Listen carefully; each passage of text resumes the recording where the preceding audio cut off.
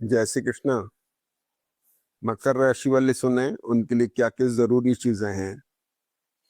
सबसे पहली बात, मकर राशि के लॉर्ड शनि आ गए सेकंड हाउस में, थर्ड इसमें सॉरी मीन राशि में थर्ड हाउस में। इस शनि के ऊपर मंगल की दृष्टि है। स्ट्रेस आ रहा है, स्ट्रेस से बचना है।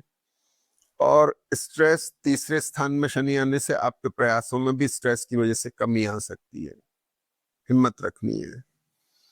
मंगल केतु जो अष्टम भाव में है, थोड़ा पेट की समस्या तो दे सकते हैं, क्योंकि चंद्रमा भी यहाँ चलेंगे 2 दिन के लिए। एक्यूट एसिडिटी की वजह से आपको तकलीफ रह सकती है, दर्द हो सकता है, दाहिने बाएं पैर में स्ट्रेन आ सकता है। लेकिन चंद्रमा जब कन्या राशि में जा रहे हैं तो फिर ये पोजीशन बहुत अच्छी बन रही है, और ये मैरिटल और बिजनेस रिलेशनशिप में एक्सप्लोरेशन ला रहा है, उठाव ला रहा है। भाग्येश और सप्तमेश का कॉम्बिनेशन हुआ। मैरिटल और बिजनेस रिलेशनशिप क्या है, फॉर्चुनेट हो रहे हैं। फॉर्चुनेट माने तो अच्छे हो रहे हैं। सबसे इंपॉर्टेंट चीज ये शनि हो गई, क्योंकि लॉर्ड हो गए आपके राशि के।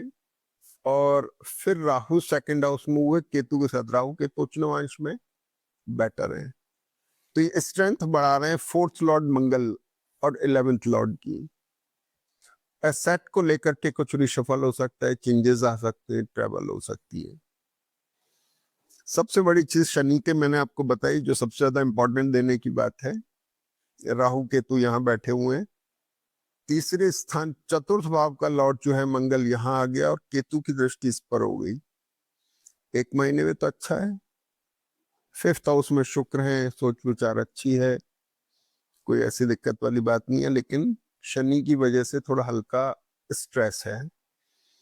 एक सिस्टम के हिसाब से स्ट्रेस का है प्रोफेशन का। 10th लॉर्ड शुक्र हो रहा है, प्रोफेशन का स्ट्रेस आ रहा है। क्यों आ रहा है? गुरु छठे बैठे हुए हैं, ऑब्स्टेकल्स आ रही हैं, अड़चने आ रही हैं। गवर्नमेंट और कॉर्पोरेट सेक्टर के लोगों के लिए थोड़ी सी अड़चने आ रही हैं। लेकिन सूर्य छठे भाव में शत्रु नाशक है, खत्म हो जाएंगी ऑब्स्टेकल। थोड़ा सा लड़ना पड़ेगा, ठीक हो जाएंगी। बुध षष्ठे सप्तम में आ गया। मैरिटल और बिजनेस रिलेशनशिप के अंदर एक डिसीज्ड कंडीशन का ध्यान रखना, कि ऐसा ना हो कि वो थोड़ा सा डिसीज्ड है या उनकी तकलीफ रहे, उनकी हेल्थ ठीक ना रहे। तो जीवन साथी की हेल्थ तो हो ही गई, लेकिन मैरिटल और बिजनेस रिलेशनशिप की भी हेल्थ ठीक रहनी चाहिए। तो जिन लोगों के मतलब किसी दोस्ती में किसी में है, उन लोगों को ध्यान रखना है कि भाई ये रिलेशनशिप की हेल्थ भी ठीक रहे। अष्टम भाव में मंगल केतु, जिसकी मैंने आपसे चर्चा की अभी। नवम भाव बुध यहाँ पर है, सप्तम में आ गए। शुक्र के बारे में मैंने बताया, गुरु की दृष्टि है यहाँ पर, राहु की दृष्टि है। प्रोफेशनल डिससेटिस्फेक्शन आ रहा है, क्योंकि आप जैसा करना चाह रहे हैं वैसा कर नहीं पा रहे हैं, ठीक है नहीं। लेकिन प्रयासों को रखना है जारी। कितना भी डिप्रेशन आए, कितना भी अड़चने आए, प्रयास जारी रखना है, क्योंकि एक सफलता जरूर मिलेगी। अब चंद्रमा जब यहाँ आ गए तुला राशि के अंदर, तो गुरु से दृष्टि हुए, राहु से दृष्टि हुए, तो ये डिससेटिस्फेक्शन दे रहे हैं प्रोफेशनल पार्ट पे। 4, 5, 6 तारीख, 7, 6 तारीख के बाद में वृश्चिक राशि के चंद्रमा चले, जिस पर शुक्र की दृष्टि है।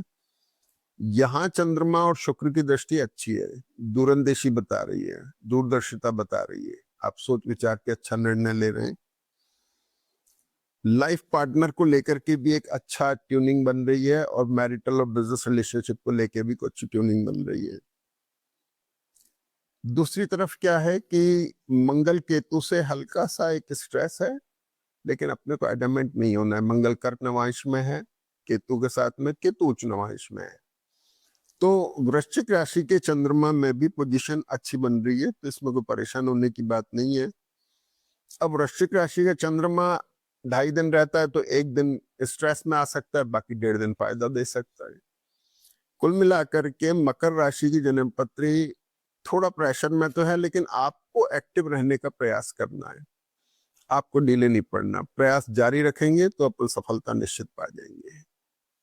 जय श्री कृष्ण।